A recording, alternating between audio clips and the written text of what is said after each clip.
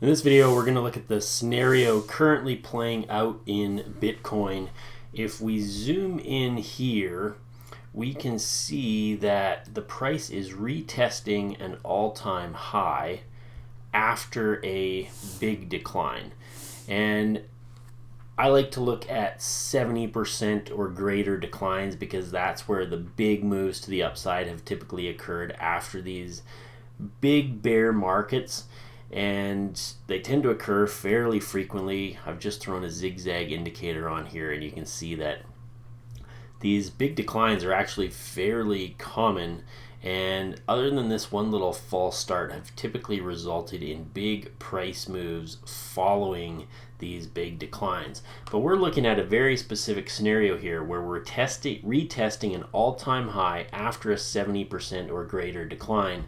And I'll just take that off for a second to make it a little less cluttered. But you can see there's only been a few occasions of this that have happened. So we had one back in 2013, had this big decline after hitting an all-time high, rallied back, and it just blew right through the old high. And that one ended up rallying. We can just kind of ballpark how far it ran, about 350, 360% before it started another decline. Then this one here in 2017, again, we had a big drop of almost 87, 85%. And then it rallied back to the high, and you can see it got really choppy. And if you recall, that's kind of what's going on over here in Bitcoin right now. So big whipsaw movements for about, it was about, started in January and went till about April. So you're looking at about 4 months of this kind of whipsawing around the old high before it ultimately continued. But when it did finally run, if we measure from that prior high to the new high, we're looking at about 1570 to close to 1600% rally following that breakout to new highs. And then we have this 2020 scenario.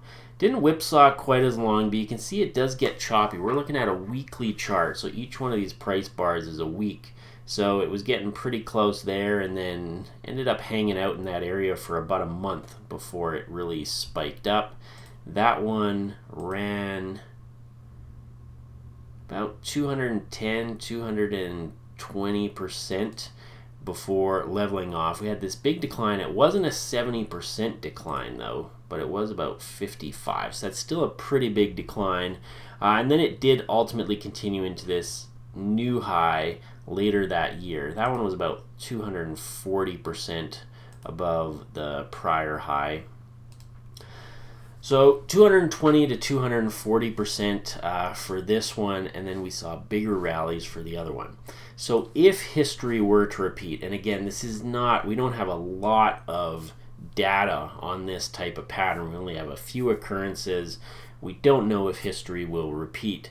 But if it were, we'd be looking at, if we look at the prior estimates, about 200% upside from that 69,000 level. If we were to be more conservative and we wanted to look at about 100% rally, that would of course just basically double the price, putting us right around in this area here. And 200% upside would put us, in that 216, 217,000 area, or just over 200,000. So, take from this what you will. We don't have a lot of data on this pattern, but when it has occurred in the past, it has generally been a pretty good sign. We're basically seeing what we've seen a number of other times in the past. We're getting a little bit choppy, and then ultimately we want to see the price break out of this choppiness and continue higher, and that could be the start of our next major run. Always manage your risk because, as I said, history may not repeat. We may enter another decline, or these whipsaws could get too big, too much for your risk tolerance, and you just don't want to hold through them. That's, you could always get out, and then if the price does resume higher, you could look to get back in. So, of course, manage your own trades, and based on your own risk tolerance, personality, trading strategies, all that.